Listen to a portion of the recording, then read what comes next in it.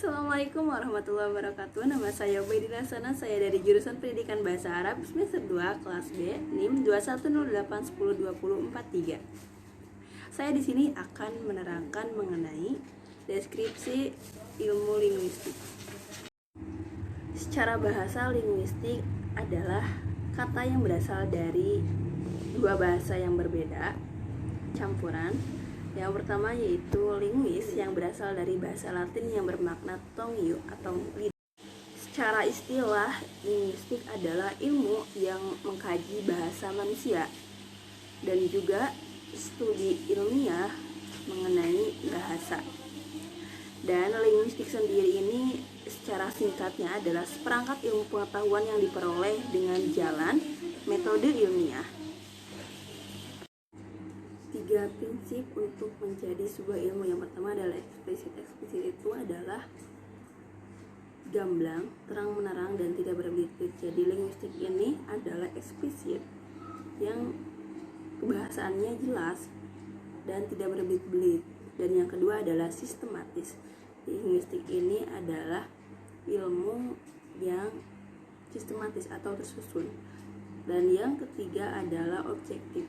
Linguistik ini adalah ilmu yang menjelaskan apa adanya sesuai dengan apa yang fenomena yang terjadi. Mikrolinguistik. Mikrolinguistik adalah pendekatan analisa bahasa berdasarkan aspek internal bahasa.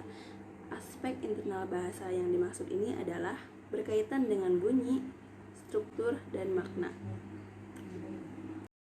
Yang pertama adalah fonologi. Fonologi adalah cabang ilmu linguistik yang mengkaji mengenai bunyi bahasa dan sistem bunyi bahasa. Yang kedua adalah morfologi. Morfologi adalah cabang ilmu linguistik yang mengkaji mengenai struktur bentuk kata. Yang ketiga adalah sintaksis. Sintaksis adalah proses penyusunan kalimat dalam sebuah bahasa. Dan yang keempat ada semantik. Semantik adalah bagaimana cara bahasa mengatur dan mengucapkan sebuah makna. Yang kedua adalah makrolinguistik. Makrolinguistik adalah bidang ilmu linguistik yang mengkaji bahasa, hubungannya dengan interdisipliner dan bidang terapan. Interdisipliner adalah kajian ilmu gabungan antara dua disiplin ilmu. Yang pertama adalah ilmu bahasa, ilmu linguistik, dan yang kedua adalah ilmu lainnya. Pragmatik adalah cabang ilmu yang mengkaji antara konteks luar dan maksud tujuan. Maksud di sini adalah ilmu yang mengkaji tentang siapa yang diajak berbicara, tentang ujaran dan waktu dan tempat. Jadi bukan hanya sekedar makna dan bentuk bahasanya, tentang siapa yang berbicara dengan kita. Yang kedua dan yang ketiga ada sosiolinguistik. Sosiolinguistik adalah cabang ilmu yang mengkaji mengenai ilmu bahasa dan masyarakat.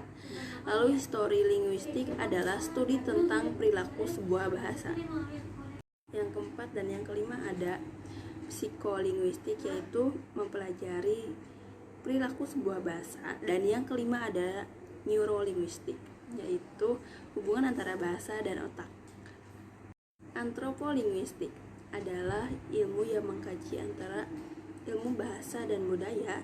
Dan yang ketujuh ada linguistik komputasi, adalah studi ilmiah mengenai ilmu bahasa dari perspektif komputer. Yang kedelapan ada stilistika. Stilistika adalah ilmu yang menjadi mediator antara ilmu bahasa dan kritik sastra. Dan yang kesembilan ada dialek. Yang kesembilan ada dialektologi. Linguistik terapan. Yang pertama ada linguistik edukasional, yaitu mengenai pengajaran bahasa. Pengajaran bahasa ini mencakup struktur, metode, dan yang lainnya. Dan yang kedua ada penerjemah. Penerjemah mencakup metode, teknik, pengalihan amanah dari satu bahasa ke bahasa lainnya. Selanjutnya ada perkamusan, cabang ilmu yang mempelajari mengenai penyusunan kamus, yaitu leksikografi dan leksikologi. Lalu yang keempat ada linguistik forensik, adalah suatu cabang linguistik terapan yang berkaitan dengan hukum. Selanjutnya ada terapi bicara, yaitu mencakup metode teknik pengucapan bunyi-bunyi.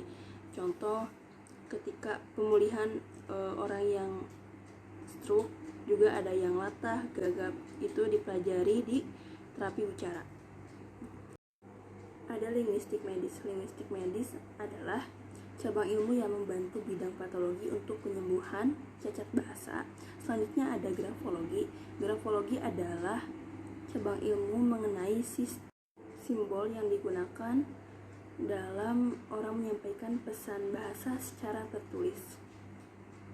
Mekanolinguistik yang terakhir adalah cabang ilmu yang mencangkup penggunaan linguistik dalam bidang komputer.